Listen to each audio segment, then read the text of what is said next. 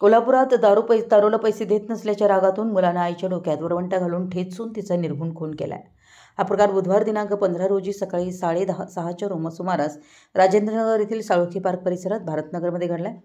सावित्रीबाई अरुण निकम वय 53 असं मृत महिलेचं नाव असून हल्लेखोर मुलगा विजय अरुण निकम वय 35 याला राजारामपुरी पोलिसांनी त्याच्या घरातून अटक केली आहे।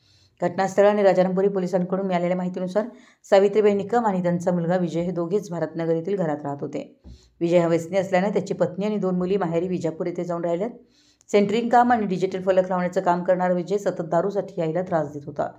बुधवारी सकाळी दारूच्या नशेत तो आईकडे पैसे मागत होता। पैसे देण्यास नकार दिल्याने त्याने घरातील वरवंटा डोक्यात घालून आईचा खून केला।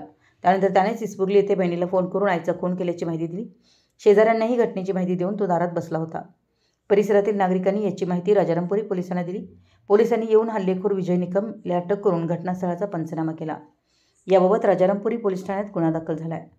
कोल्हापूर प्रतिनिधी मराठी एस न्यूज।